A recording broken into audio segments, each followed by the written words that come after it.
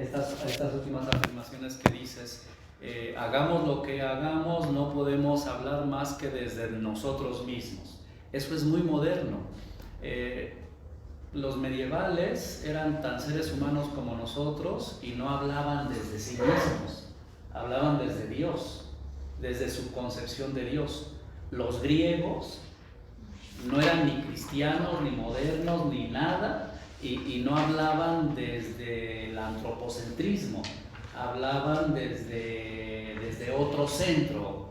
Por eso llamo la atención en el sentido de que estas últimas afirmaciones son unas afirmaciones que muestran hasta qué medida seguimos atrapados por la narrativa moderna que nos parece la narrativa natural.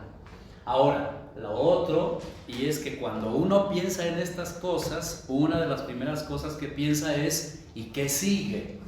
O sea, y después de que ya el hombre no sea el centro, ¿qué va a ser el centro? ¿No? ¿Qué es lo que va a ponerse como el punto de referencia del edificio, de la estructura, del esqueleto? Ahí yo diría dos cosas. La primera es, todavía es muy difícil responder esa pregunta porque tú mismo lo dices en el protocolo, seguimos siendo muy modernos, ¿verdad? Tú lo subrayas en el protocolo varias veces. Entonces, perdónenme la analogía, mientras yo siga siendo niño, es muy difícil ver el mundo como si yo no fuera niño. Mientras sigamos siendo muy modernos, pues no podemos responder. ¿Qué sigue después de eso?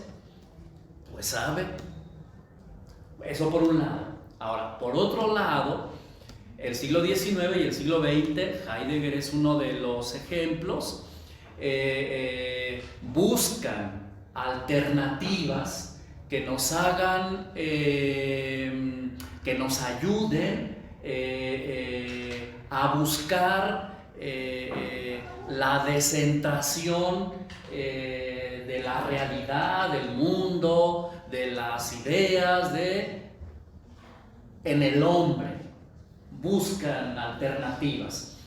¿Por qué buscan alternativas? Porque ya hubo épocas de la humanidad que no estaban centradas en el hombre.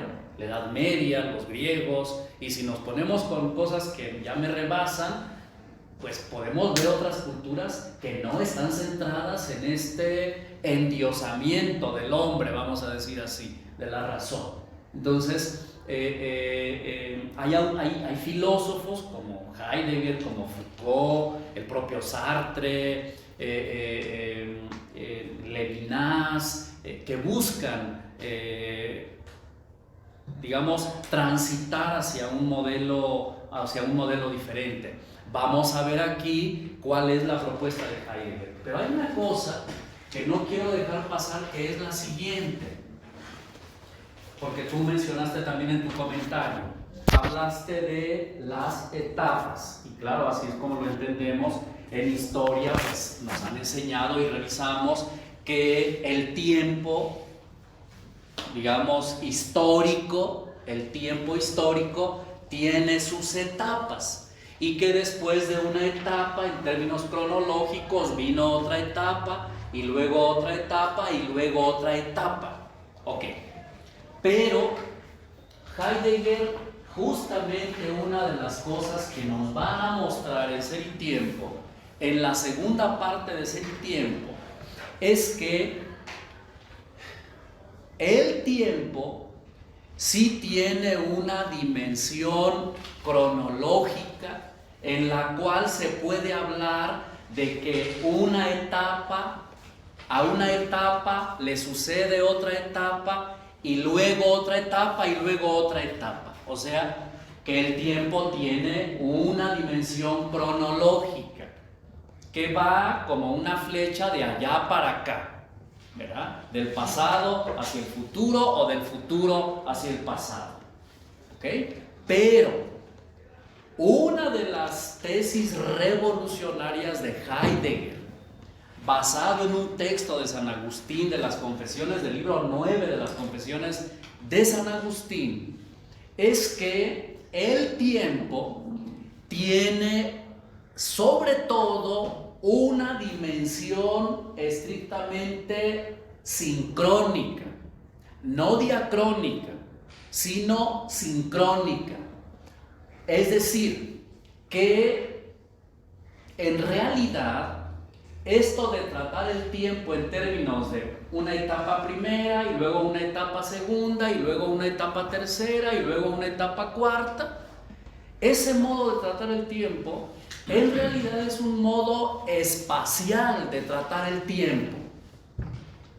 O sea, allá está una etapa y aquí otra y aquí otra y acá otra.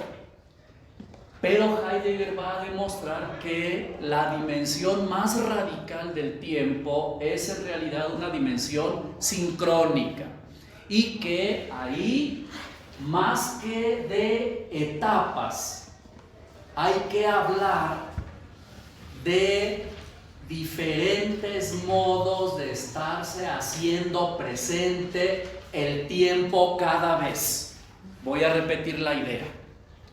Más que estar hablando de etapas, hay que hablar en la dimensión sincrónica de diferentes modos que tiene el tiempo de estarse haciendo presente cada vez. Y ahí Heidegger, repito, perdonen la insistencia, a donde vuelve es a San Agustín, al libro 9 de las Confesiones y al libro 11. Y ahí San Agustín dice lo siguiente, y estoy diciendo abundando en esto porque nos va a servir mucho para lo que vamos a decir aquí a continuación. San Agustín dice lo siguiente: en realidad, el pasado, visto desde la perspectiva estrictamente temporal, haciendo un esfuerzo por no tratar al pasado en términos espaciales, sino tratar el pasado en términos estrictamente temporales, el pasado es la memoria presente de lo que pasó. O sea, el pasado es memoria, pero memoria presente. El pasado no está, por lo tanto, allá. El pasado no es una etapa que se quedó allá lejos, allá atrás. No. El pasado es la memoria presente del pasado. La memoria viva del pasado. La memoria presente, viva, actual del pasado. Miren, vamos a poner un ejemplo, porque esto es fundamental para lo que vamos a ver aquí. Vamos a poner un ejemplo. No se me ocurre otro. O sea, yo tuve un acontecimiento muy feliz cuando yo tenía 6 años. Y hoy, que tengo 56, me acuerdo, actualizo, hago memoria de ese. Hoy que tengo 56, hoy hago memoria de esa experiencia de cuando tenía 6 años. Ok.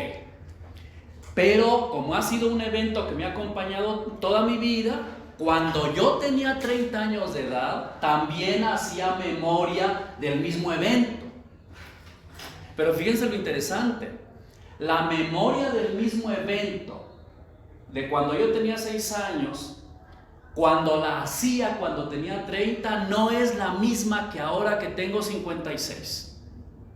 Entonces repito, el pasado es la memoria viva, presente, actual, tal como es hoy, del pasado. Y por lo tanto, la memoria viva y presente, actual, hoy, del pasado, no es una cosa estática, sino que la memoria presente del pasado es una memoria que cada vez está más enriquecida y que cada vez es diferente. A ver, no sé si me siguieron en la idea. Yo lo sintetizaría con esta frase: el tiempo es el modo fundamental y radical como es el ser. Como el ser es. Ok, pero está bien. A ver, repítenos otra vez la frase. El tiempo es el modo fundamental y radical como el ser es. Ok, como el ser, para lo que estoy diciendo en este momento, como el ser es en tanto que pasado. ¿Ok? Porque luego hay que decir como el ser es en tanto que futuro y como el ser es en tanto que presente. ¿De acuerdo? A ver, recupero entonces la idea. El pasado, visto y analizado desde la perspectiva estrictamente de tiempo, no de espacio, no de espacio, sino el tiempo, visto desde la perspectiva estrictamente del tiempo, el pasado es la memoria actual de ese pasado, la presencia actual de lo pasado. Y hay que repetir todas las ideas. La presencia actual, la memoria actual, tal como es hoy la memoria. Esto explica que a los héroes de la Revolución Mexicana no se les trató del mismo modo en la década de los 40 a como se los trata el día de hoy. Porque la memoria en cada época era diferente. ¿Ok? Por lo tanto, una etapa del tiempo, una etapa histórica del pasado, no está allá en el pasado, sino está aquí en el presente. ¿Verdad? Es que si estuviera allá, pues mis traumas de niños hubieran quedado allá. Pero como no está allá, sino está aquí, los traumas de niño apenas me aprietan tantito una tuerca y me salen las cosas que traigo arrastrando, porque las cosas que traigo no las traigo arrastrando. Eso es lo que yo soy. Entonces, esto es fundamental, porque esta concepción sincrónica del tiempo es el fundamento de la concepción diacrónica del tiempo. El Renacimiento no es una cosa del pasado. El Renacimiento sigue operando el día de hoy.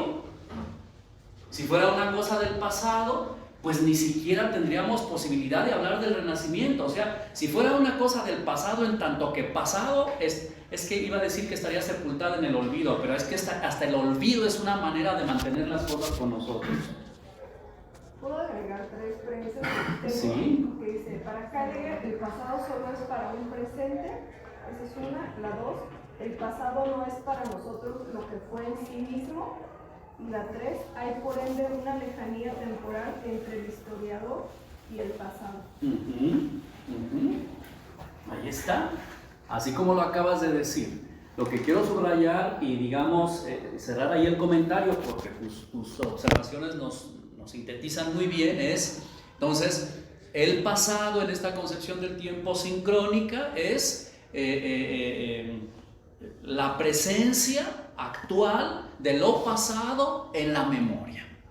O dicho de otra manera, el pasado es memoria. Y la memoria como es cada vez. No es de una vez y para siempre la memoria. Pero en ese sentido, la memoria es a quién se refiere. O sea, ¿de quién? ¿La memoria de quién? Esa está muy buena. Gracias por la observación, porque con Heidegger y justo vamos a ir, ahorita vamos a ir a un asunto que esa memoria no es la memoria del individuo, pero sí. No es la memoria del espíritu absoluto, pero sí. Como el verdadero. No es la memoria del pueblo, pero sí, como el verdadero. O sea, la memoria es el modo del verdadear el pasado tal como se lo verdadea el día de hoy. Y por lo tanto no es un asunto estático. Y por lo tanto la memoria termina siendo un asunto que hay que construir entre todos. ¿Verdad? No es algo ya hecho la memoria. No es una mera operación mental. ¿Verdad? Gracias. Bueno, y luego dice San Agustín y Heidegger, y el futuro es la esperanza presente de lo que va a suceder. El futuro tampoco está adelante, porque ver el futuro como si fuera lo que está adelante es mirar otra vez el tiempo espacialmente. El problema que ha habido con la tematización del tiempo siempre, desde Aristóteles, que es el primero que tiene un tratado sobre el tiempo, es que el tiempo lo definió desde el espacio. Y aquí el esfuerzo grande es tiempo, no es espacio. Tiempo, se puede hablar del tiempo desde sí mismo. Hay que desespacializar el tiempo. ¿Ok? Y entonces, ¿qué es el futuro? La esperanza presente de lo que ha de venir. Pasado es memoria, futuro es esperanza. ¿Y qué es el presente?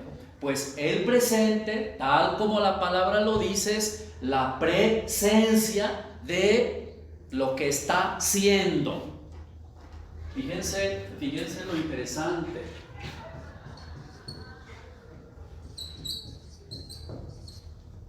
Aquí en esta raíz, presencia, tenemos esto mismo, ente, que significa estar siendo. El presente es eso que ahora está siendo, y esta preposición significa que el presente, en tanto eso que ahora está siendo, es algo sobre lo cual nosotros no tenemos ninguna posibilidad de decidir si queremos que siga siendo o no siendo. Por eso es presente.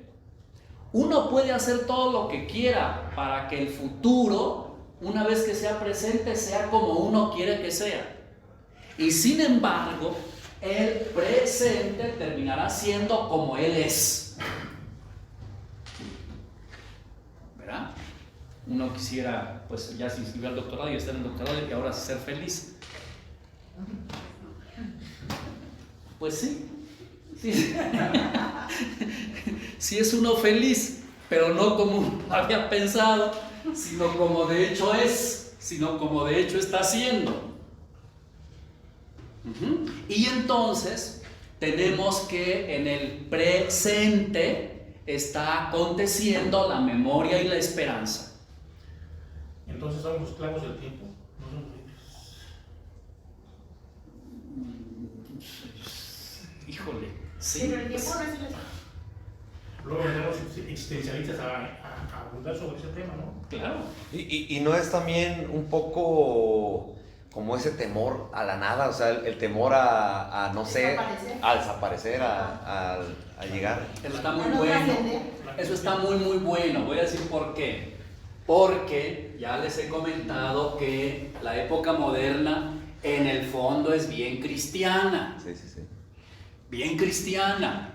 Y el cristianismo tiene como tesis fundamental que hay una finalidad última para todo. ¿Verdad? Que además eso viene de los griegos. El cristianismo lo que hizo es cambiar la finalidad última de la comprensión de la finalidad griega y cambiarla en la comprensión de finalidad judeo-cristiana. Pero los modernos siguen siendo finalistas. O sea, si hay una época que le tiene fe a la historia y al progreso, es la época moderna. Que hay un sentido de las cosas. ¿Ok? Bueno, la época contemporánea lo que va a demostrar es que la historia y el tiempo no tienen ninguna finalidad preestablecida. Y entonces, claro, para los modernos racionalistas, que sean ateos, teístas o cristianos, creen en una finalidad, decir que no hay finalidad es quitarles el piso. Ya he comentado que ahí el ejemplo más claro es Sartre y Camus. O sea, les quitan el piso y dicen, oye, no hay finalidad, no hay grandes finalidades, no estamos aquí para grandes cosas, ¿eh? O sea, bájale 3 rayitas a tu angustia, no estás aquí para salvar el mundo. O sea, tú no eres el político que estábamos esperando, ni tu doctorado va a cambiar el universo. O sea, bájale 3 rayitas, no vamos para ninguna parte, no hay grandes finalidades. Y entonces, claro, el siglo XX es un siglo espantosamente desencantado de esto. Heidegger va a dar cuenta muy bien de esto, de cómo el siglo XX es un siglo muy desencantado, porque va a reparar y va a tener que asumir por el peso de las cosas que no tenemos grandes finalidades. No hay grandes finalidades. No hay grandes relatos. Esa es la palabra. En el siglo XIX y en el XX menos y en el XXI menos, no tenemos grandes relatos que nos pongan tranquilos y cómodos y que le den sentido global, definitivo a todo lo que estamos haciendo. No hay grandes relatos. Hay microrelatos, cositas ahí, pero no hay grandes microrelatos. Ese es el problema, ¿verdad? Y entonces, justamente lo que caracteriza a la época contemporánea es que al menos los modernos tenían como gran relato el humanismo, ¿verdad? Pero el humanismo es una creación de una época que necesita un gran relato, que es el humanismo. Como el siglo XIX y el siglo XX han asistido a las peores atrocidades en función de la racionalidad humana, entonces, pues, el humanismo no es alternativa. Hay que buscar otras alternativas, ¿verdad? Y una cosa muy importante, esto no significa, por eso me interesaba el asunto de la concepción sincrónica del tiempo, esto no significa entonces tachar a las épocas antiguas, a las épocas anteriores, a las etapas anteriores. Pongámosle un tache así grande a la Edad Media y otro a los griegos. No, porque lo que sucede es que esas etapas no están pasadas, sino esas etapas son las memorias con las que vivimos el día de hoy. Eso somos. Eso somos. Esas etapas no son cosas del pasado. Ya superé esa etapa. O sea, quiere decir que no sabes ni siquiera, ni tienes idea cómo es la que te hace operar, ¿verdad? Ya superé a mi ex y chingue todos los días con que ya superé a mi ex y ya superé. O sea, claro. Mira, es bueno tener un motor que le dé cuerda a uno, aunque sea la ex o el ex, ¿no? Que le haga vivir. Sí. Pues lo mismo pasa con la historia. O sea, ya superamos la Edad Media. O sea, es que eso no se puede superar. Es parte de nosotros, es parte de nuestra historia.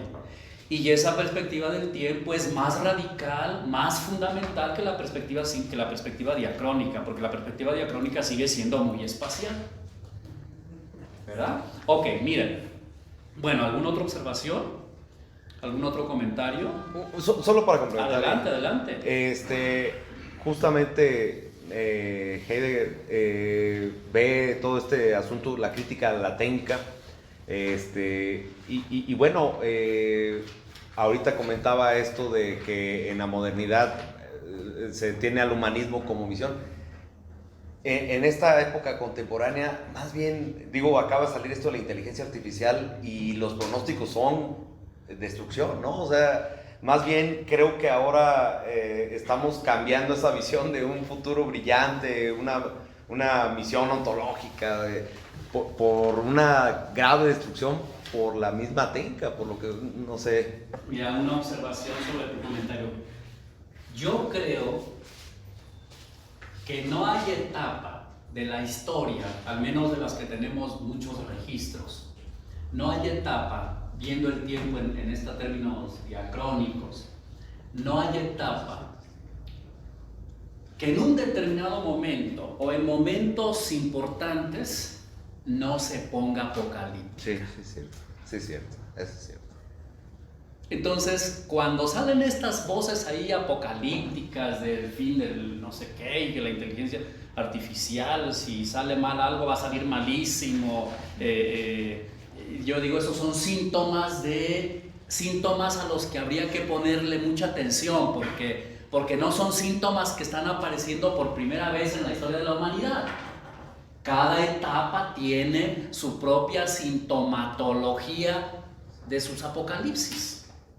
Y entonces ahí yo creo que hay que tener más bien el talante para... Heidegger dice aquí, por ejemplo, que en alguna parte que algo que vamos a decir muchas cosas que van a responder muchas de estas inquietudes que tenemos, y por eso no las quiero adelantar, pero Heidegger dice, por ejemplo, que una de las cosas típicas de nuestro tiempo, le está hablando del siglo XX, es una cosa que él llama la habladuría, que yo digo el chisme, pero el chisme de nivel, o sea, este chisme de los medios de comunicación, ahora de las redes sociales, de los noticiarios que son muy objetivos, chisme. Y si la gente con lo que nos movemos es con la información que nos dan ahí, pues pasa exactamente lo mismo que hace 100 o 200 años, donde la gente se movía con lo que oía en el mercado. O sea, ¿cuál es la diferencia? O con lo que escuchaban en los caminos. ¿Me explico? Sí. Entonces, esa sintomatología yo creo que tiene un trasfondo que en realidad muestra el talante de esta época, que todavía que no terminamos de entender y de definir y de describir bien, pues porque la tenemos pegada en las narices, o sea, nosotros somos parte de ella, ese es parte del problema. Pero yo agregaría otro factor, perdón. Sí, no, adelante. Usted ya está tomando un curso y esto de los servicios ambientales, ¿no? O sea, ahora los modernos tienen las herramientas para diagnosticar que nos estamos chupando el mundo, ¿no? O sea, que sí hay, a diferencia de los medievales que lo atribuían a factores muy exógenos, ahora sí se ve y se me hace una imagen muy clara, ¿no? O sea, esta parte de la ribera del Hudson, el río Mississippi, ya no hay, ya no se dan animales, todo este fenómeno de Cancún, o sea, realmente creo que en los modernos, cuando menos nos ha tocado ver que los recursos naturales son finitos y ya tiene un sustento, creo yo, esta forma de pesimismo, ¿no? Bien, es que ese dato es bien interesante porque vamos a volver otra vez a los modernos.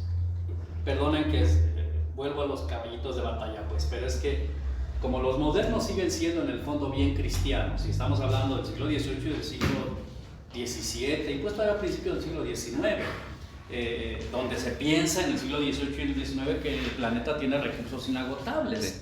Y por lo tanto todavía funciona el principio, aquí me pongo freudiano, consciente o inconsciente, de que hay que crecer y multiplicarnos y llenar la tierra, sí. ¿Verdad? Y claro, el problema es que la llenamos y ya no puede con nosotros. Muy racionales y todo, muy racionales, pero la hemos llenado que no te tienes que ir tan lejos. O sea, perdónenme que me ponga de viejito, pero hace 50 años aquí del Abasco de Quiroga para allá uno puede ir a cazar. O sea, no hay que irse tan lejos. Ver todos los arroyos que había aquí alrededor ya no existen. Entonces, otra vez, son síntomas de que los vemos brotar por todos lados y que no atinamos a meterlos en una comprensión que nos ayude a entender qué es lo que pasa. A ver, una cosita que, digamos, no tiene nada que ver con esto, pero no quiero dejarla pasar, volviendo otra vez a la visión diacrónica y sincrónica del tiempo. Y repito, no tiene nada que ver con todo lo que estamos diciendo, pero no quiero dejarla pasar. A mí siempre me llama la atención que uno cree que su tesis de investigación la construye uno diacrónicamente. Uno cree eso. Y en realidad uno la va construyendo sincrónicamente. Sí, o sea, el programa tiene unos semestres que son diacrónicos, pues por cosas administrativas. Pero a uno le obligan a tener un tema, a tener una hipótesis, a tener una estructura, y luego uno la va construyendo como el trabajo le va llevando. De manera que lo que resulta al final de la tesis, yo no la escribí así como al final quedó. No empecé por aquí y terminé por acá. Sino que, es más, cuando terminen, pregúntense, bueno, ¿y esto yo por dónde lo empecé? Ni ustedes van a acordar. Ni uno se da cuenta por dónde empieza un trabajo y dónde lo termina. Pero uno cree que lo hizo diacrónicamente. No, lo hizo uno sincrónicamente, el trabajo. Y por eso hay que estar volviendo sobre el tema, la tesis, la hipótesis, volviendo otra vez y desarrollando por aquí, jalando por allá, etcétera, etcétera. ¿Para qué? Para que al final quede una cosa que yo como lector la voy a tener que leer así, diacrónicamente, pero que yo tengo que entender que se escribió sincrónicamente. ¿Verdad? Bueno, ¿algún otro comentario? Adil, adelante. Más como algo un poquito raro. Esos son buenos. Bueno, lo que pasa, con base en los comentarios que usted me está haciendo, en relación al tiempo, yo creo que en sí el tiempo sí olvida al hombre, porque el tiempo al final de cuentas es una construcción intangible del mismo hombre, pero a su vez el hombre no olvida al ser. No sé si me estoy explicando. Es decir, ontológicamente el hombre del hoy es la representación del ser a través del mismo tiempo, y esa construcción cronológica que el mismo ser le está dando al sentido de la trayectoria sincrónico-diacrónica.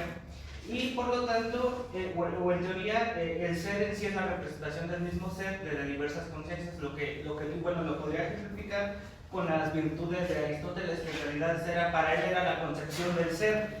Kant el ser lo representó desde la parte cognoscitiva, en el uso de la razón, pero hoy con todas estas representaciones, al final de cuentas, el ser solamente rescata aquello que considera importante para el propio ser. Las escuelas filosóficas rescatan aquellos genios, entonces no todos tenemos la misma capacidad, la misma definición del ser, porque en teoría y siguiendo Aristóteles todos verdaríamos de diferentes formas. Entonces hay una parte, ahí está la parte subjetiva del propio ser. Entonces la construcción del ser no puede ser, por eso no es definida, porque todos podemos construir el ser en colectivo, pero al mismo tiempo yo, desde un aspecto individual, puedo construir el propio ser bajo mis propias experiencias o desde mi propio empirismo, vaya, pero lo colectivo puede corregirme mi definición del ser. Entonces el ser es como el tiempo, ni se detiene, ni es tangible, y al mismo tiempo va a estar modificando con el ser del futuro, que en realidad va a ser el ser del pasado y el ser de mi presente.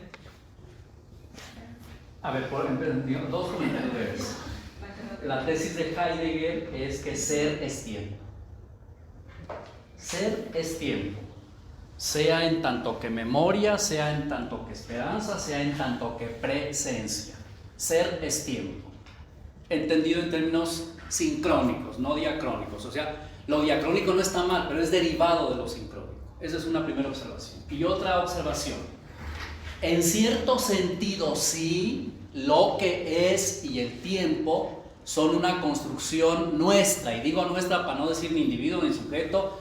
En cierto sentido, sí, el tiempo, el ser y el tiempo son una construcción nuestra, pero en cierto sentido no, porque justamente lo que sucede aquí es que el tiempo, en tanto que está siendo, es presencia a toda conciencia. Es decir,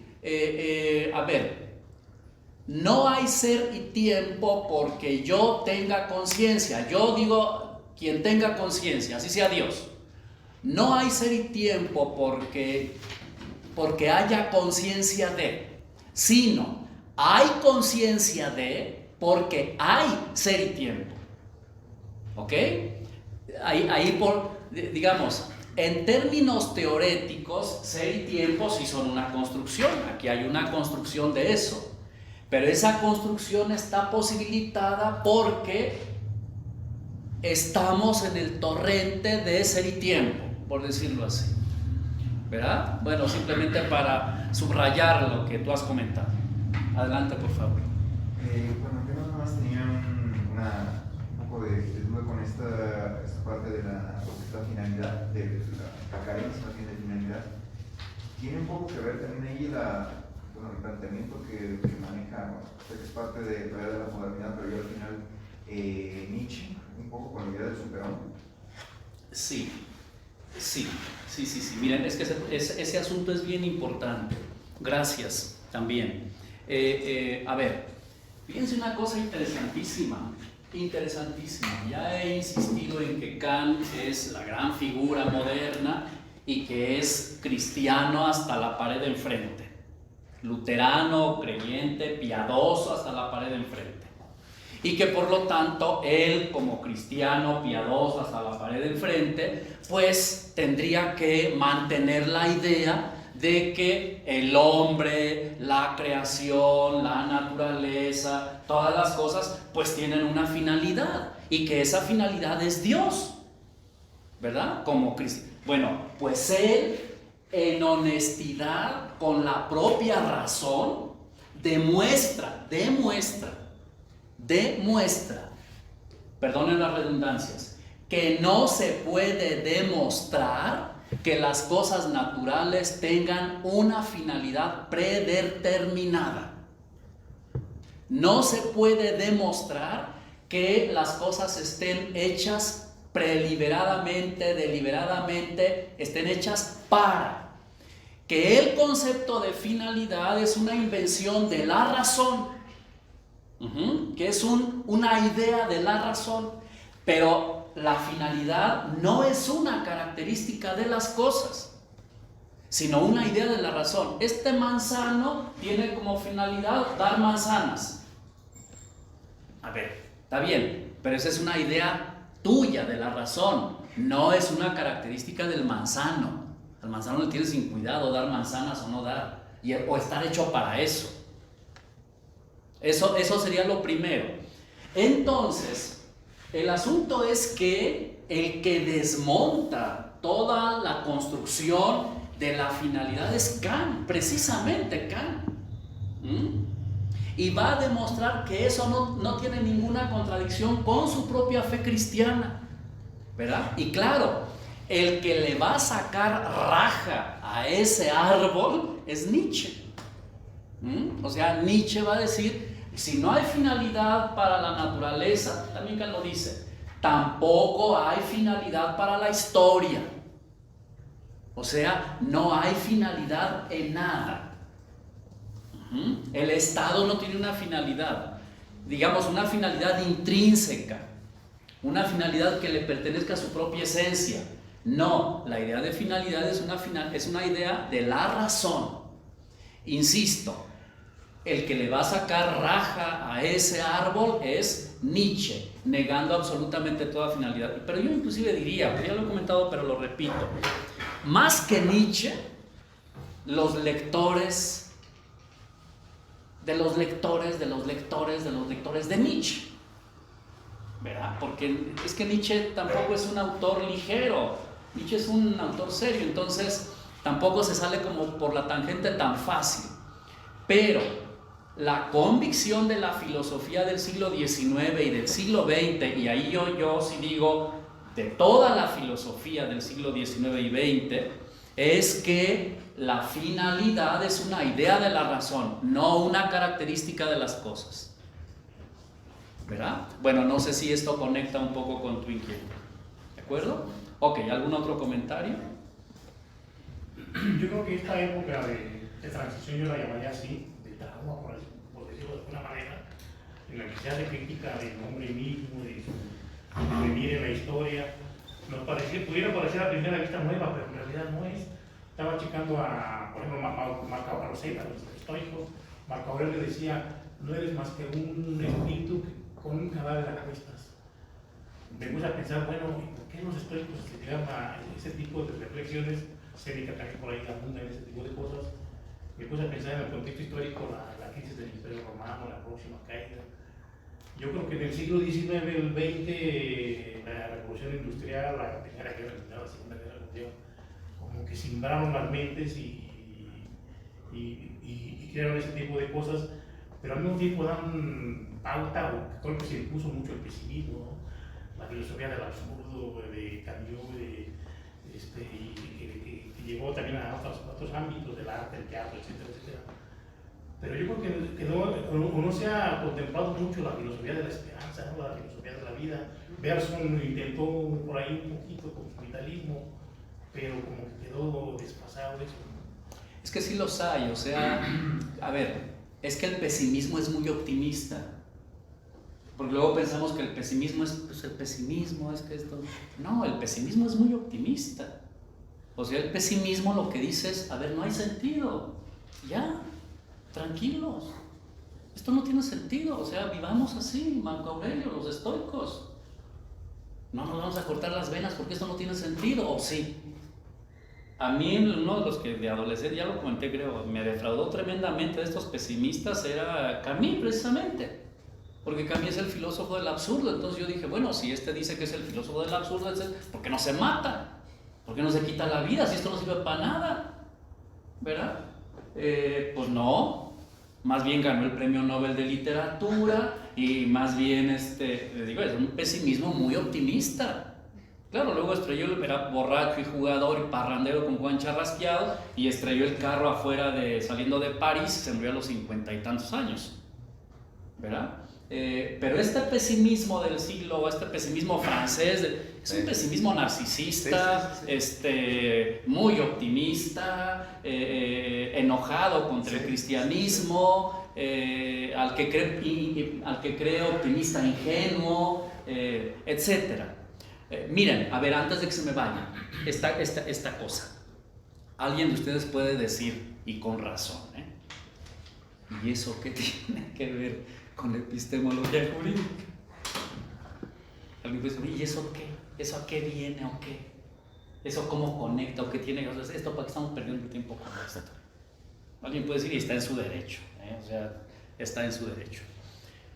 Mi convicción es la siguiente, que es un poco la convicción esta de la filosofía del siglo XX. Esta época nuestra es una época donde se están simbrando los modelos modernos de ver el mundo, todos los modelos modernos. El modelo del Estado, el modelo epistemológico, el modelo del arte, todos los modelos. Y la metodología en relación al ámbito jurídico no puede ser una mera embarrada por encima si las cosas por debajo permanecen exactamente igual, ¿verdad? O sea, no tiene ningún caso que vengamos aquí y ya afinemos los dispositivos modernos que tenemos para seguir pensando el derecho y para seguir pensando la justicia, y que sigamos con el asunto argumentativo deductivo, que sigamos con el individuo, que sigamos con el sujeto, que sigamos con la demostración. Ustedes ya se lo saben, ya lo hacen, eso ya lo conocen muy bien. Yo creo que muchísimo mejor que yo la argumentación jurídica, la demostración jurídica. Pues entonces volver a lo mismo, repetir lo mismo, ¿para qué? ¿Cuál es el caso? En realidad, y esta es la intención, es pues hacer que simbren esas cosas que ya sabemos y que ya conocemos. Y para hacerlas que simbren, pues necesitamos pegarles a la raíz, ¿verdad? Necesitamos pegarles en el fondo. Y claro, yo sigo con llegar a este puerto. Aquí es a donde quiero llegar, a tratar de mostrar cómo el círculo hermenéutico de la comprensión, de la interpretación y de la aplicación, en donde están incluidas e inmiscuidas un montón de cosas de aquí hasta allá en medio, nos van a ayudar a no a rechazar esto, ni acá, ni el humanismo, ni al sujeto, ni al individuo, no a rechazarlos, porque no son etapas cronológicas rechazables, sino a asumirlas, pero desde una perspectiva que sea diferente, que a los elementos que ya tenemos en términos epistemológicos y en términos ontológicos, le sumemos otros elementos que le den más cuerpo a nuestra propia comprensión de nuestra propia investigación, en términos epistemológicos y también en términos ontológicos, ¿verdad? Bueno, ¿alguna otra observación? Quiero que me hagan favor de ver el parágrafo 4 de Ser y Tiempo. Parágrafo 4. Quien lo localice primero nos dice en qué página está en el PDF.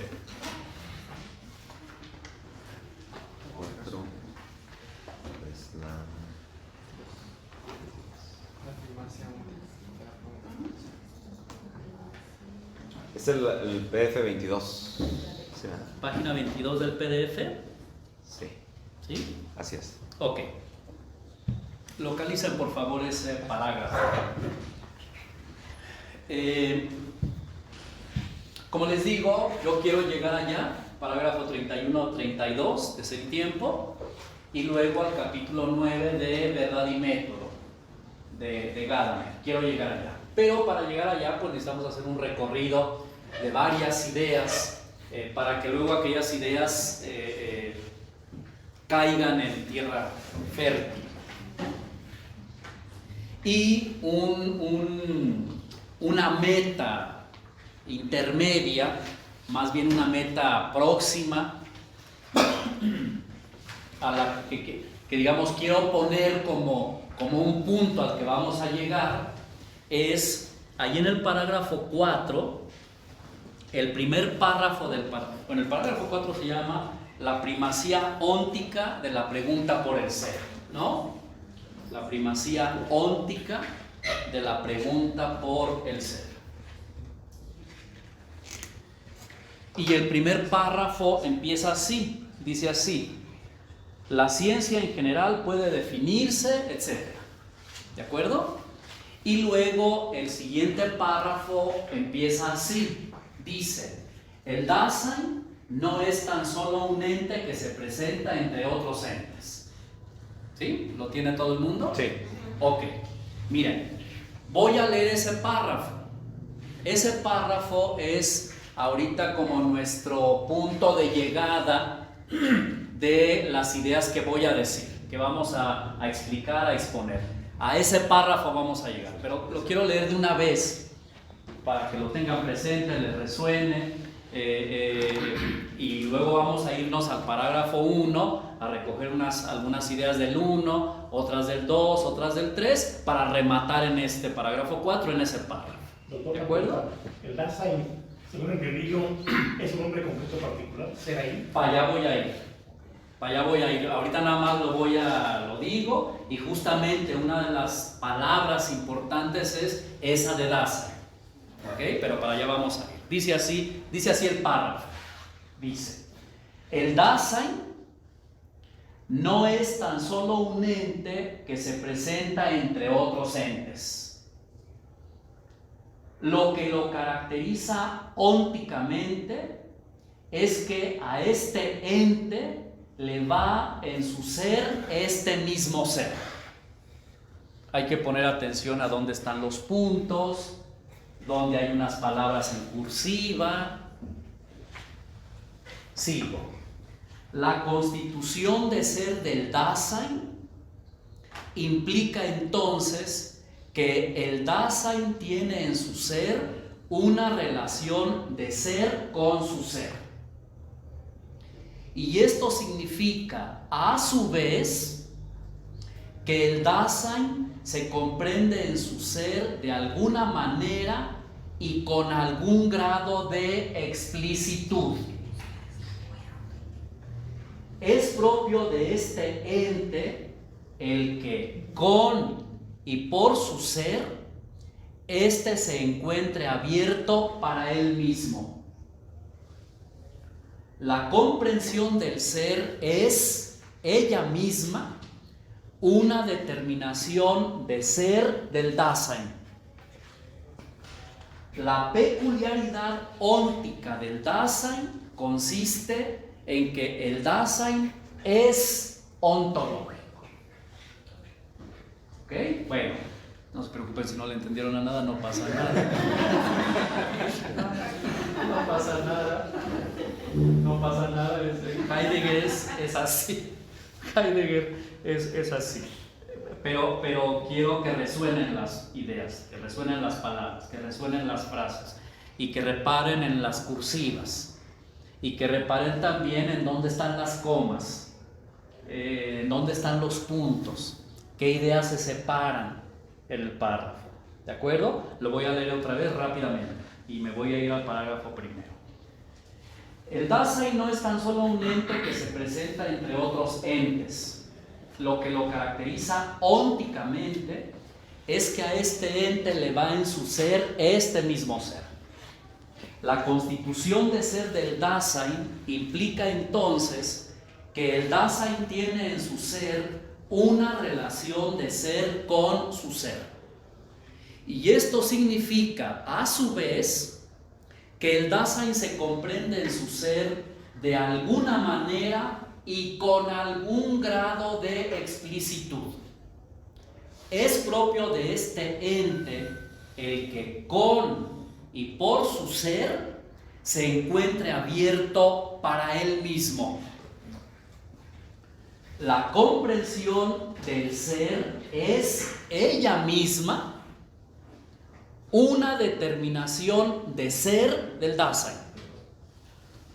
La peculiaridad óntica del Dasein consiste en que el Dasein es ontológico.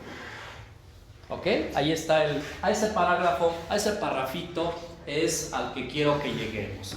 Ahora vámonos al principio. Vamos al parágrafo primero. Simplemente voy a repetir que a partir de este texto de El Sofista de Platón, Heidegger repara en que el proyecto filosófico moderno, ese es el punto, esa es la idea. El proyecto filosófico moderno es sobre todo un proyecto filosófico epistemológico. ¿Ok? El gran proyecto filosófico de la Edad Media es teológico. El Heidegger repara en que el proyecto filosófico de la época moderna es fundamentalmente epistemológico. Está centrado en el conocer, con Kant sobre todo, Hume, Descartes, etc. Y el proyecto filosófico de Heidegger es un proyecto ontológico. ¿Ok? Es decir, es un proyecto no sobre el ser, no sobre el conocer, sino sobre el ser. La pregunta que hay que hacer, porque estamos hasta el gorro de preguntas epistemológicas ya, es ¿qué es ser? ¿Qué es lo que queremos decir cuando decimos el cielo es azul? ¿No? El cielo es azul.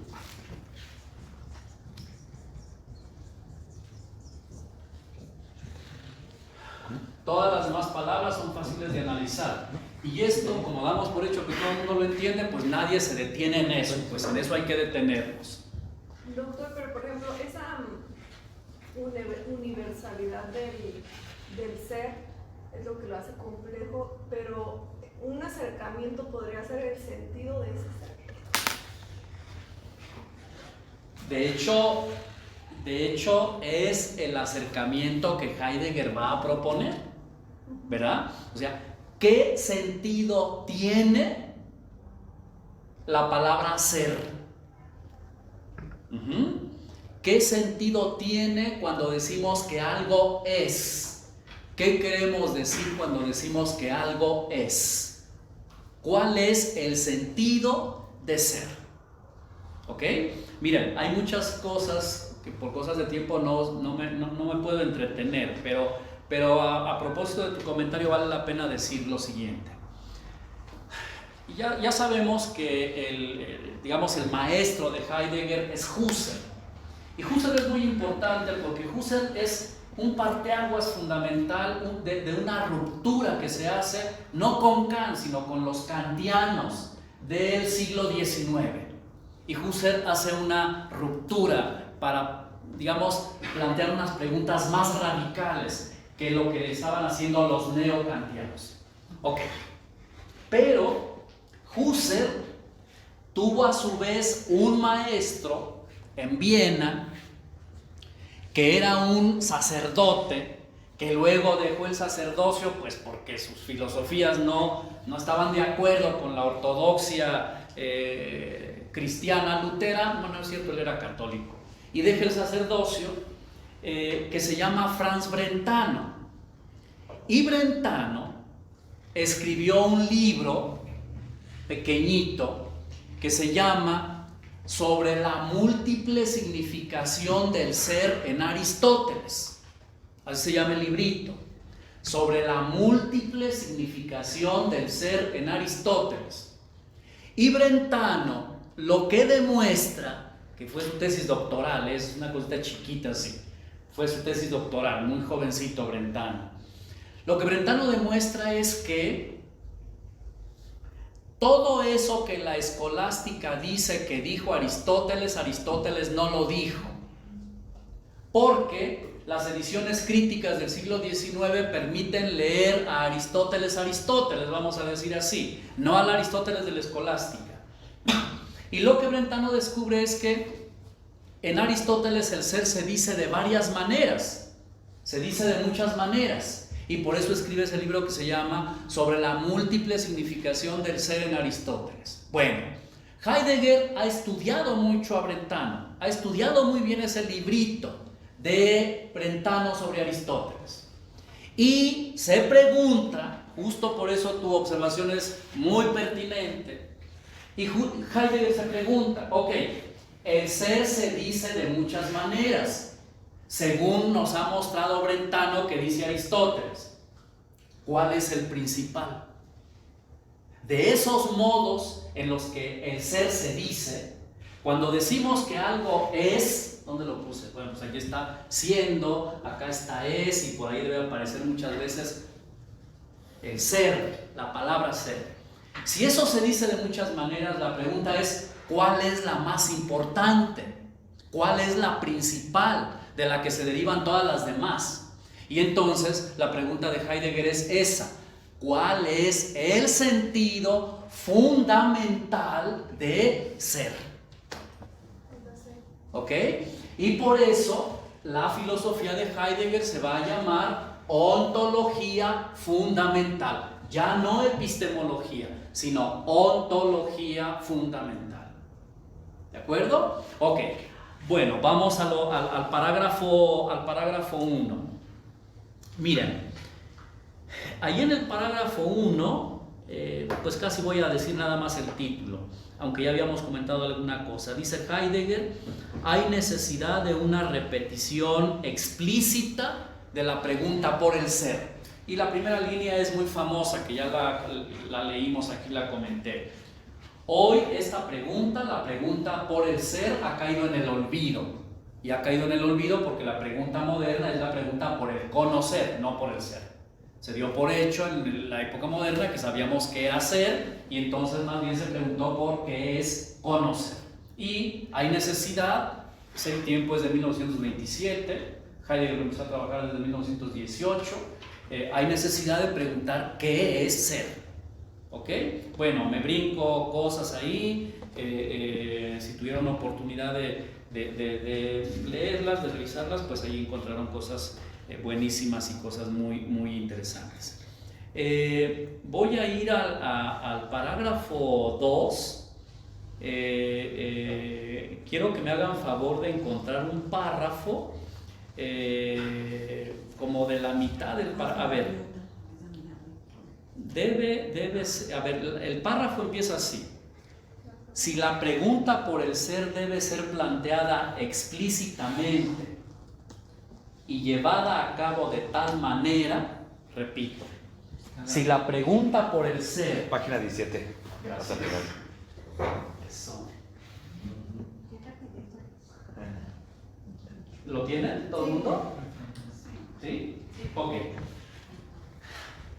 En la tercera línea de ese párrafo, de abajo para arriba, se van hasta el final y luego cuentan 3 líneas para arriba, aparece la palabra Dasein. Sí. ¿Sí? Ok. Es la primera vez que esa palabra aparece en el libro, aquí en el texto. Ok. Entonces, hay necesidad de volver a plantear la pregunta por el ser, pero hay que, parágrafo 1, 2, hay que explicitar qué es una pregunta, etcétera, etcétera. Voy a leer ese párrafo porque quiero llegar a esa palabrita. Dice así: si la pregunta por el ser debe ser planteada explícitamente y llevada a cabo de tal manera que sea del todo transparente para sí misma, una elaboración de esta pregunta exigirá, según las aclaraciones anteriormente hechas, la explicación del modo de dirigir la vista hacia el ser, de comprender y captar conceptualmente su sentido, la preparación de la posibilidad de la correcta elección del ente ejemplar y la elaboración de la genuina forma de acceso a este ente. Dirigir la vista hacia, comprender y conceptualizar, elegir, acceder a, son comportamientos constitutivos del preguntar y, por ende, también ellos, modos de ser de un ente determinado, del ente que somos en cada caso nosotros mismos los que preguntamos. Fíjense cómo Heidegger está haciendo el esfuerzo impresionante por no decir individuo, por no decir sujeto, por no recurrir al vocabulario de la epistemología, por no recurrir de ninguna manera al vocabulario de la epistemología. Por eso prefiere decir: dirigir la vista hacia, comprender y conceptualizar, elegir, acceder a, son comportamientos constitutivos del preguntar. Comportamientos. No son actitudes teoréticas, intelectuales. Y por ende, si son comportamientos constitutivos del preguntar, por ende, también ellos, modos de ser de un ente determinado. ¿De cuál ente? Y fíjense la cursiva otra vez. Del ente que somos en cada caso nosotros mismos, los que preguntamos. Otra vez, el vocabulario del sujeto y del individuo y de la razón están fuera del lugar aquí. Sigo ahí.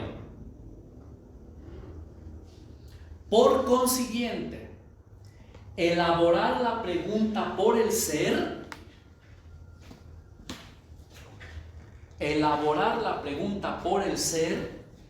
significa hacer que un ente, el que pregunta, se vuelva transparente en su ser. O sea, hay que preguntar por qué queremos decir cuando decimos ser. Hay que preguntar por qué queremos decir, qué sentido tiene ser. Pero hay que irnos para atrás, porque hay que preguntar qué es preguntar. Hay que irnos para atrás, porque hay que preguntarnos cuáles son los comportamientos de ese ente que tiene la capacidad de preguntar cuál es el sentido del ser del ente. Y hay que irnos todavía más para atrás para ver cómo podemos nombrar a ese ente que es el que tiene la capacidad de elaborar la pregunta por el sentido del ser del ente. A ver, vamos, todo esto está resumido aquí. Por consiguiente, elaborar la pregunta por el ser significa hacer que un ente, el que pregunta, se vuelva transparente en su ser para él mismo. El planteamiento de esta pregunta como modo de ser de un ente está él mismo determinado esencialmente por aquello por lo que en él se pregunta, por el ser. Ok, Ahí va, porque vamos a rematar la frase en esa palabra.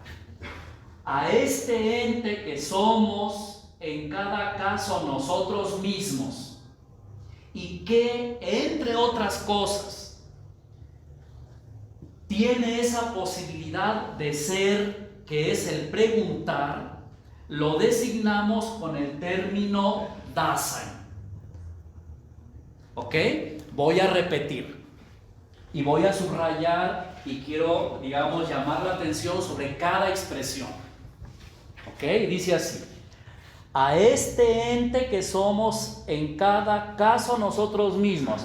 Heidegger no quiere hablar ni de género ni de especie humana,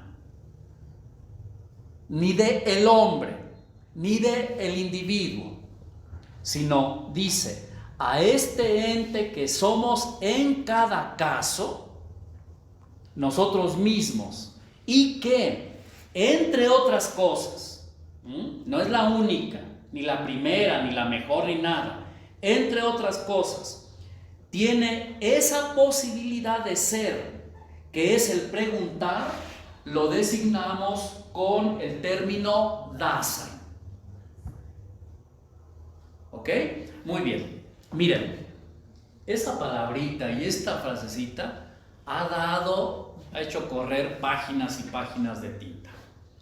Pero luego sucede que, bueno, aquí en esta traducción de Jorge Eduardo Rivera, que es esta que tenemos en el PDF, se ha traducido, digamos, la palabra se ha dejado como está en el original, así, Dasein. En la versión de José Gauss, que es la que está publicada en el Fondo de Cultura, Gauss traduce como ser ahí. Ajá. Porque Dasein literalmente significa eso. Da significa ahí o allí y Sein pues es ser. Entonces Gauss ha traducido la palabra literal Dasein y lo pone ser ahí, lo invierte y pone ser ahí. ¿Ok? Jorge Eduardo Rivera decide dejarlo así como está en alemán, Dasein. ¿Ok? Bueno, esa palabra es una palabra muy técnica en Heidegger, muy técnica, que la utiliza y se la inventa él justamente para contrarrestar el vocabulario de la especie, del género, de la especie, del sujeto, del individuo y de la razón. Entonces, esa palabra no es sinónimo de individuo, no es sinónimo de sujeto, no es sinónimo de especie, no es sinónimo de hombre. Dasein es el ente que es cada vez cada uno de nosotros. Y subrayo, el ente que es cada vez cada uno de nosotros, porque vamos a volver aquí al concepto de tiempo sincrónico. Ese ente que es el Dasein no es de una vez y para siempre, como lo comprende la época moderna cuando dice que el hombre es un sujeto individual. El niño recién nacido es un sujeto individual, aunque todavía él no tenga los derechos y las obligaciones porque lo tienen los padres. Las va a subir en algún momento, pero ya es un sujeto y un individuo. Ya está constituido como sujeto y como individuo, biológicamente. Bueno, Heidegger quiere no negar eso, pero ubicarse en otra posición y hablar de, yo lo voy a decir así, de esa cosa que es cada vez cada uno de nosotros, sin comprometerse con ninguna teoría que huela a humanismo, sea en términos genéricos, sea en términos específicos, sea en términos individuales, sea en términos racionales, sea en términos de lo que sea. ¿Ok? Entonces, dicho esto, vuelvo ahí al texto, dice: a este ente que somos en cada caso nosotros mismos y que, entre otras cosas, tiene esa posibilidad de ser, que es el preguntar, lo designamos con el término Dasein. ¿Qué significa Dasein? Pues nada, o sea, eso. Etimológicamente eso. Pero filosóficamente y ontológicamente significa esto: el ente que es cada vez cada uno de nosotros, el ente que es cada vez cada cual, el ente que es cada vez cada quien. Y subrayo lo que de cada quien. Lástima que nos fue Hugo, pero justamente, digamos, la expresión era esa. Él dijo, bueno, no sé si lo dijo así, pero yo lo voy a decir, es el yo muy concreto. No es yo. Yo no. Concreto sí, porque es ese ente que es cada vez cada cual. Entonces sí es esa cosa bien concreta, pero que es cada vez cada cual. El tema del yo no es que no exista, pero es un asunto posterior el yo. Luego los ejemplos ayudan, ¿no? O sea, el niño que está empezando a hablar, ya lo he comentado, o sea, el niño que está empezando ahí a hablar, él no sabe que él es yo. Él tiene que aprender que él es yo. Todos los que hemos pasado con nuestros hijos, a ver, hijo, di yo. Tú. Sí. No, di tú, yo. Hasta que yo soy yo. Pero ese es un asunto aprendido. No es un asunto metafísico en el que uno nace y uno ya podría decir yo. Eso no es así. Ok, si remontamos ese momento de la construcción de la subjetividad y de la individualidad y de la racionalidad, entonces Heidegger lo hace diciendo: a ese ente que es cada vez cada cual, para no comprometernos con que una construcción de la identidad es mejor que otra, a ese ente que es cada vez cada cual, vamos a llamarlo Dasein. ¿Verdad? Y claro, como es una palabra que, no sé, podríamos inventarnos una en español que tampoco tenga ningún sentido para hablar de lo mismo. Él se inventa esa. Él se inventa esa. Son de esas palabras que se van quedando. Ya ven que en italiano, cuando la gente contesta el teléfono, ¿cómo dice? Pronto. Pronto. Y claro, aquí bueno, y ellos dicen, ¿cómo bueno? O sea, ¿por qué bueno? ¿No? En Alemania entiendo que no sé si todavía, pero se decía Dasein. Aquí estoy.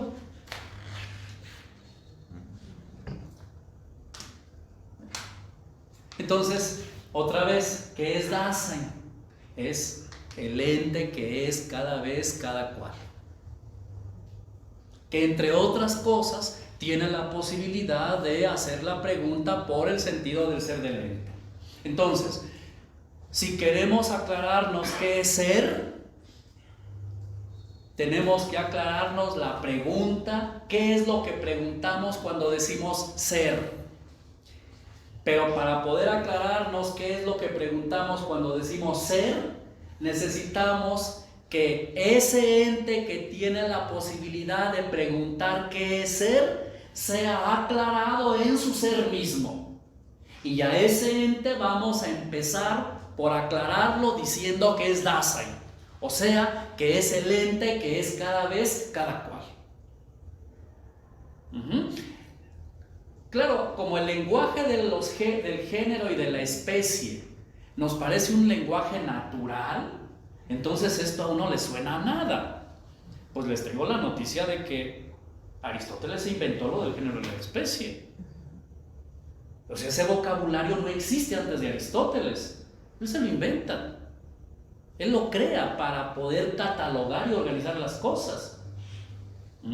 Lo mismo el tema del individuo y el tema del sujeto. No son grandes categorías en la época moderna. En la época medieval funcionan como funcionan un montón de categorías. La época moderna es la que las hace grande. Y claro, esta categoría de el hombre, el género, la especie, pues son unas construcciones que en algún momento, entonces Heidegger dice, a ver, partamos de cero. Intentemos pensar, miren, necesidad de una repetición explícita de la pregunta, no de volver a repetir perdonen la redundancia, luego, no de volver a repetir otra vez de nuevo lo que ya sabemos, las preguntas que ya conocemos, las que ya no sabemos.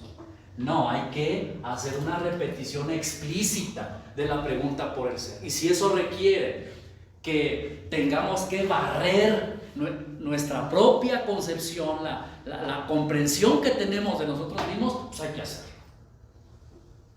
Porque si no, si seguimos preguntando del mismo modo, si seguimos preguntando desde el mismo aparato conceptual, vamos a llegar a los mismos resultados. Vamos a obtener lo que ya tenemos. Hay que ser radicales.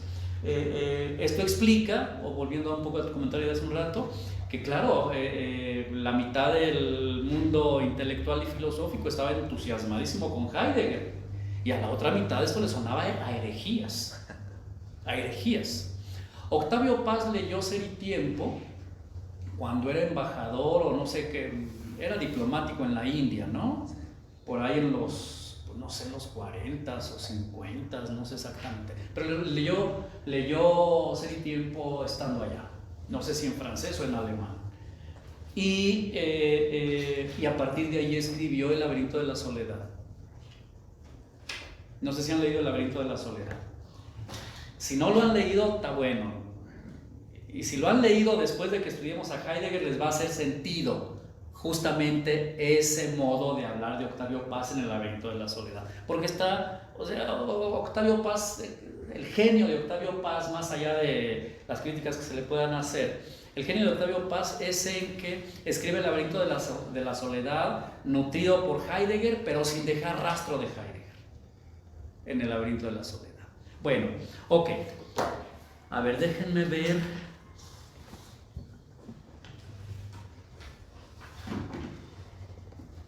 Déjenme ver.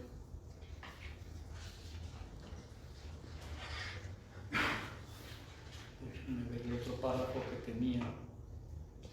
Ok. Bueno, vámonos al parágrafo 4 ahora sí.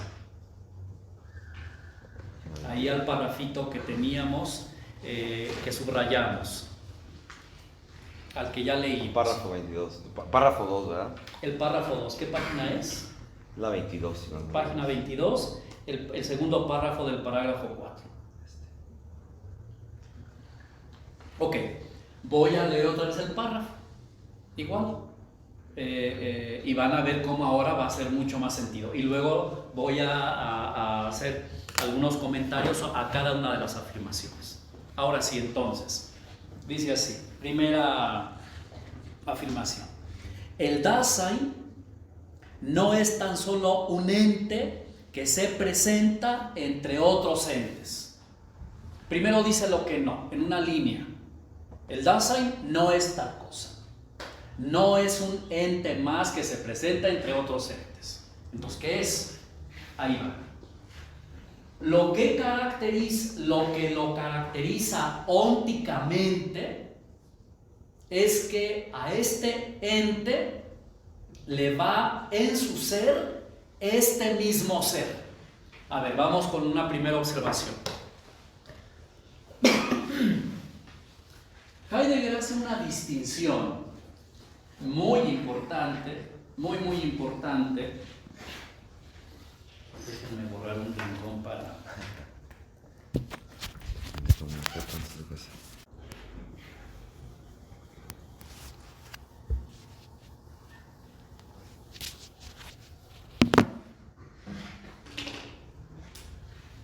Heidegger hace una distinción entre ser y ente.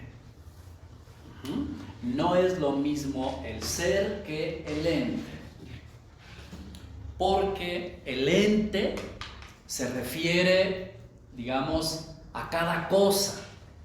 Esto es un ente, este es otro ente, etc. El ente se refiere a las cosas, mientras que el ser se refiere al sentido del ente. ¿Ok? Hay una diferencia entre ente y ser. El ente es la cosa, el ser es el sentido del ente. Y lo otro que hay que decir inmediatamente es: no hay ente sin ser. O sea, no hay ente sin sentido. Eso vamos a abundar un poco más, pero ahorita lo que necesito, digamos, subrayar es que, por un lado, no son lo mismo el ser y el ente. El ente es la cosa y el ser es el sentido del ente. Pero no hay ser sin ente, no hay sentido sin ente. No hay ente sin ser, por lo tanto se pertenecen. A esto es a lo que Heidegger le llama la diferencia ontológica. La diferencia ontológica entre ser y ente. El ente es la cosa, el ser es el sentido, pero no hay uno sin lo otro, porque no son cosas sino son principios ontológicos. ¿Ok? La entidad es un principio ontológico de las cosas, el ser es el sentido del ente. ¿Ok? Entonces no son iguales el ser y el ente. Muy bien. Y por lo tanto, digamos, Heidegger va a hacer también en este sentido una diferencia entre lo óntico y lo ontológico. Lo óntico pues se refiere al ente y lo ontológico se refiere a ser.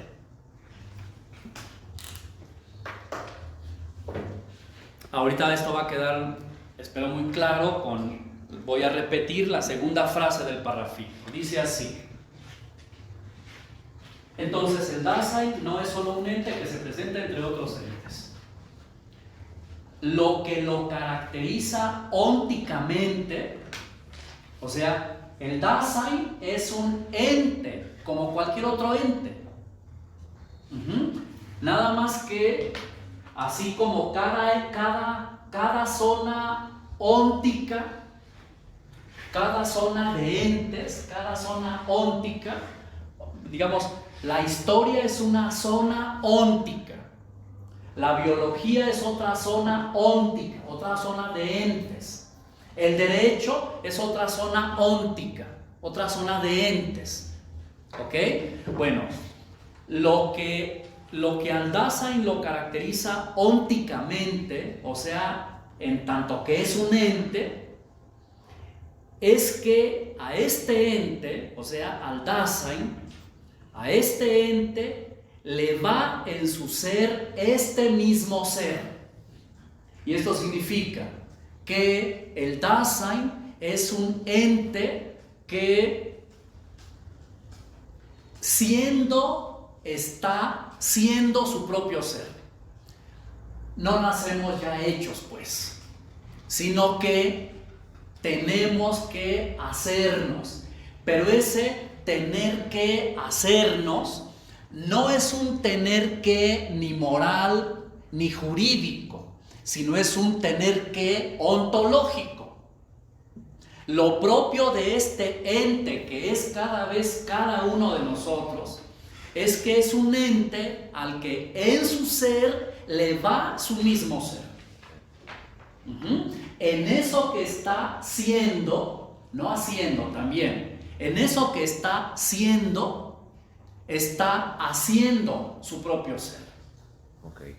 ¿Verdad? No somos sujetos sustanciales, individuales, racionales, ya constituidos, a los que se nos pegan o despegan unas cosas que son accidentales, pero que daría lo mismo si se pegan o despegan, y daría lo mismo si son de un modo o son de otro modo. No.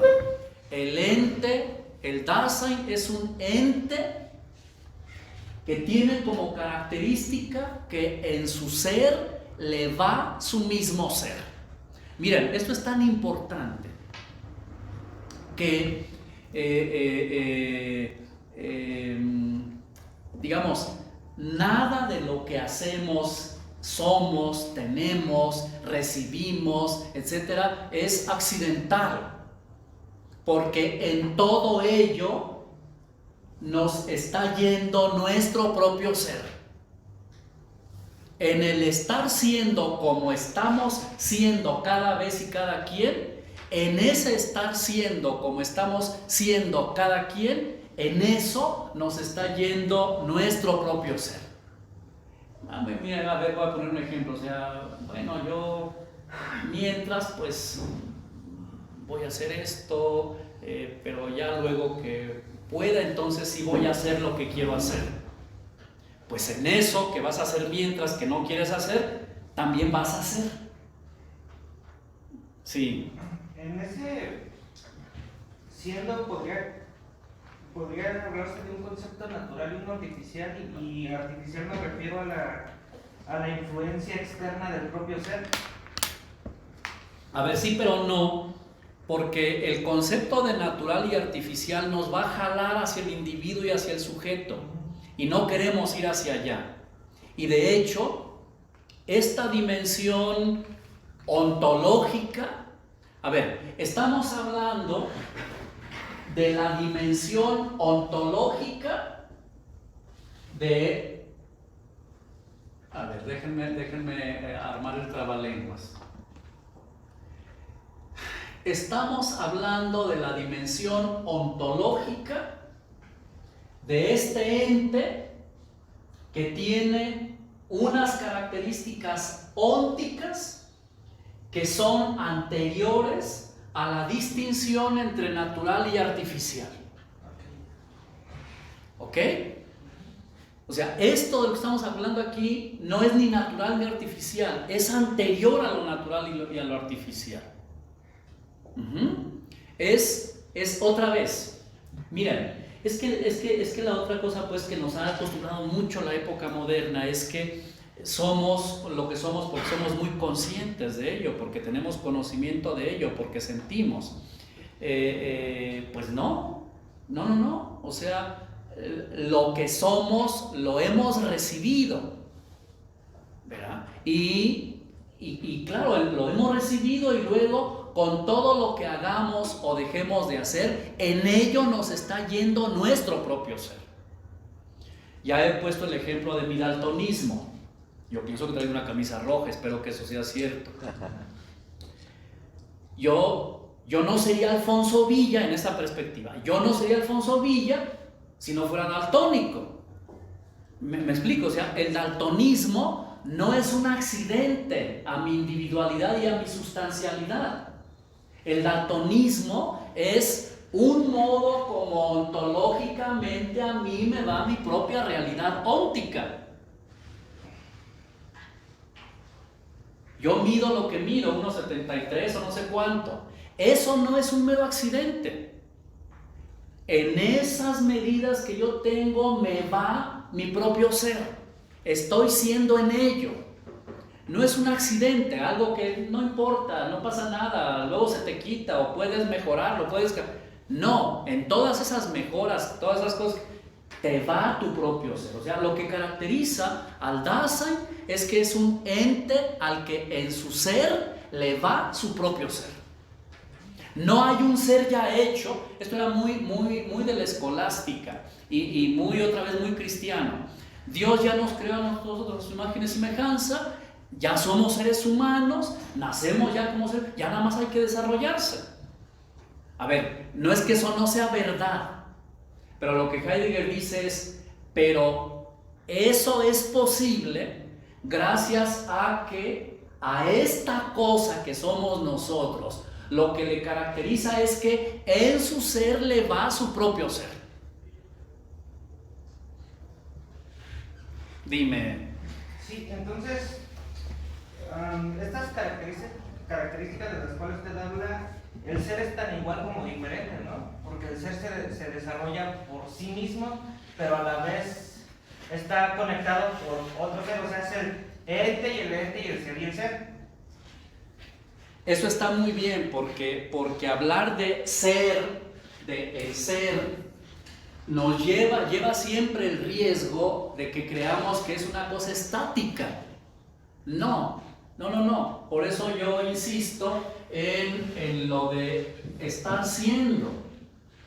El Dasein es un ente que tiene como característica que está siendo, siempre. Por eso es un ente que en su propio ser le va a su propio ser. Y miren, y no puede uno aquí recurrir y decir, a ver, es que yo en mi propio ser soy responsable de mi propio ser, porque la responsabilidad ya es un asunto que pasa por la voluntad. Y el hecho de que el Dasein sea un ente al que en su ser le va a su propio ser, no tiene nada que ver con la voluntad. Te va aunque no quieras. Bueno, yo como no quiero meterme en broncas, no quiero que mi propio ser me vaya, pues mejor no me comprometo con nada, o sea, mejor me voy a dormir y que el mundo ruede. Pues eso es el modo como tú has echado a andar el que te vaya a tu propio ser. Yo tenía un ejemplo que creía que había entendido, pero ahora Échalo. bueno, se me complicó. En el supuesto de que una escuela fuera un ente, como ente sería el objeto, un salón, ¿no? Por así decirlo.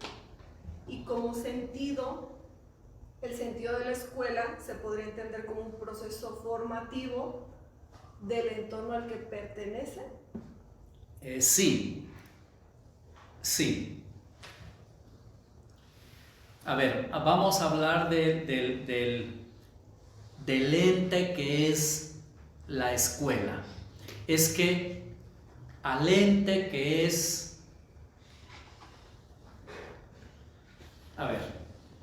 al ente que está conformado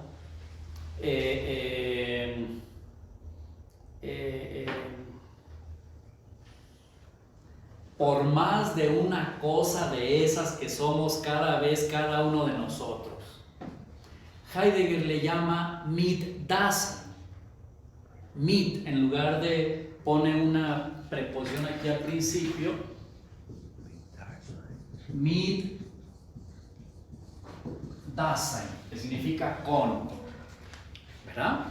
Entonces, en el caso de la escuela, digamos, a ese Mitdasein le va su ser en su propio ser de escuela.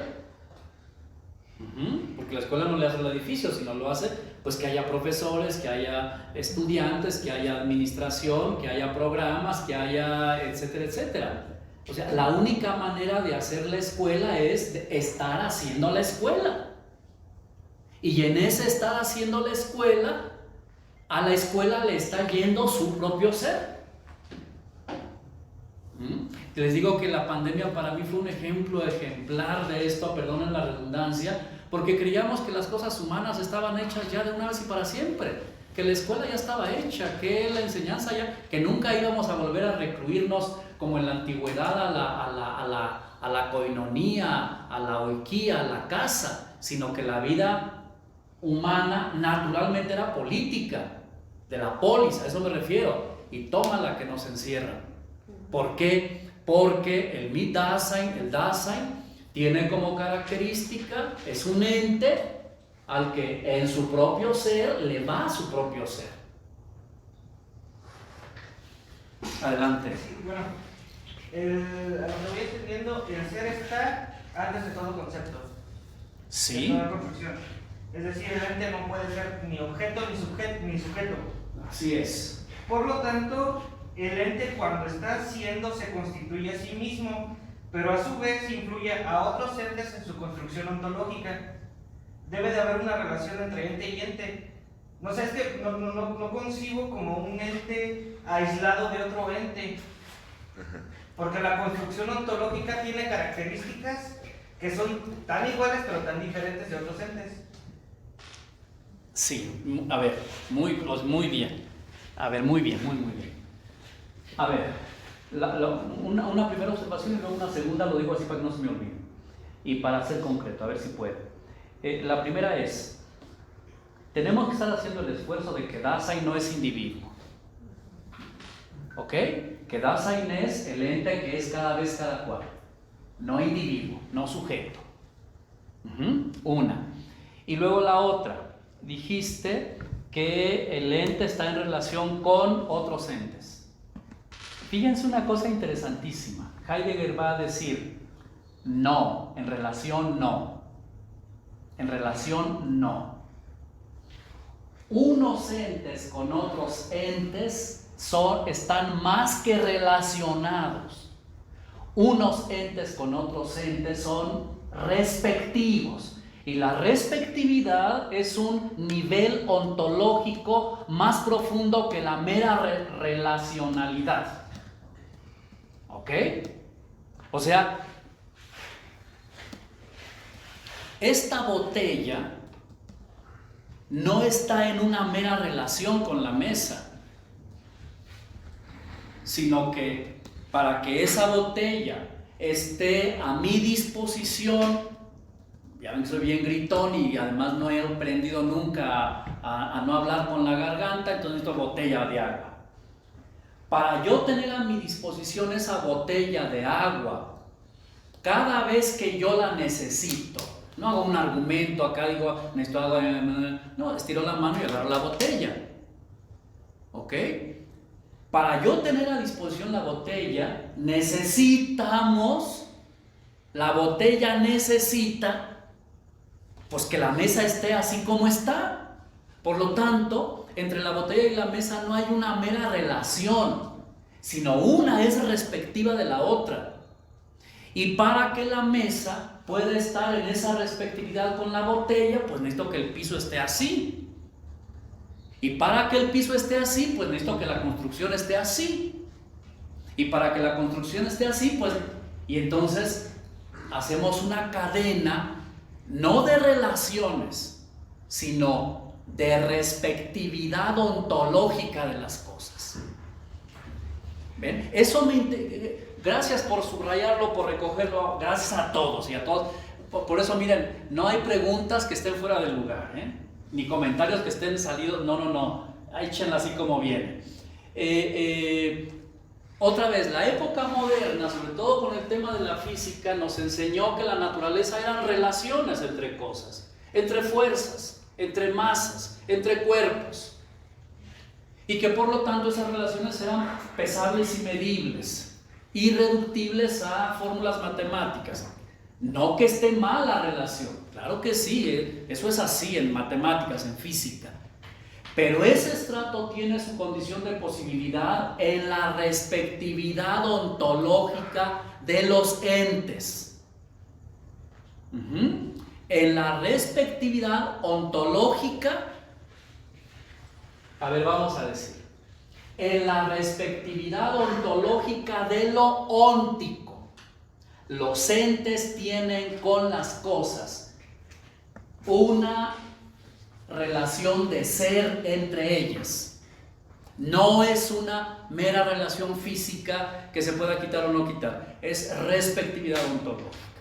Ahí vamos a hacer luego una diferencia un poquito más adelante, porque no le va el ser, a ver, a este ente que somos cada uno de nosotros, le caracteriza el hecho de que en su ser le va su propio ser. Pero Heidegger va a hacer una afirmación que luego él mismo va a decir que es una afirmación que es moderna. Va a hacer una afirmación de que el ser de los demás entes no le va al ente mismo, sino le va al ser del Dasein. O sea, en otras palabras, que el ser de este ente no le va a la botella, sino que el ser de este ente le va al Dasein. Eso lo vamos a explicar después, ¿ya? Pero nada más ahorita quiero marcar la diferencia de que mientras que al Dasein es un ente al que en su ser le va su propio ser, es un ente al que en su propio ser le va el ser de los demás entes. O sea, a los demás entes no les va su propio ser.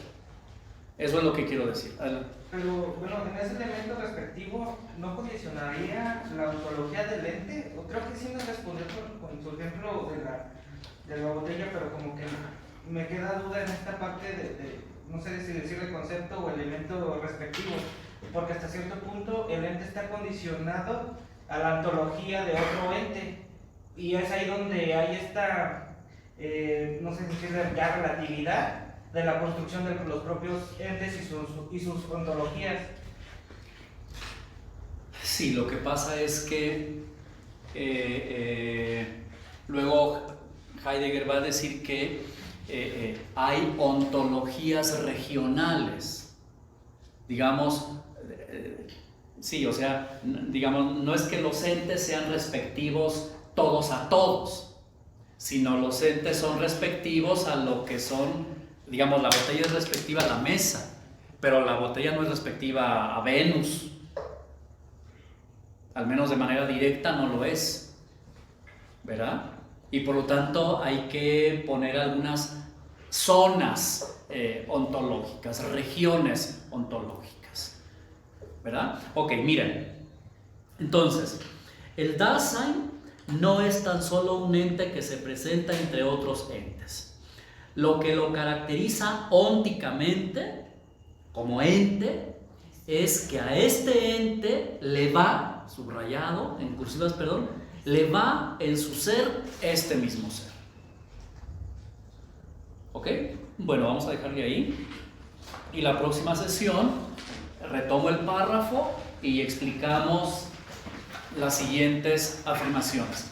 Simplemente me gustaría insistirles, ojalá pudieran, si tienen oportunidad, leer los parágrafos anteriores o leerse este parágrafo 4, y si no tienen chance ni del 4 ni de los anteriores, sí les pediría de favor que le fueran dando una adelantada al parágrafo 7.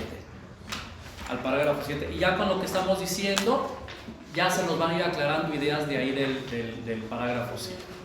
¿De acuerdo? Bueno, les agradezco mucho. Gracias. A ustedes. ¿Ya me viene en la bicicleta? ¿En qué? ¿En la bici? ¿Ahorita? No, me la traje en la mañana. Ahorita en la noche me dio más. Además, sí, terminé cansado, fíjate. Además que 6 figuritas bien bravas. Sí, pero aún así hay que darle con todo. ¿Qué te parece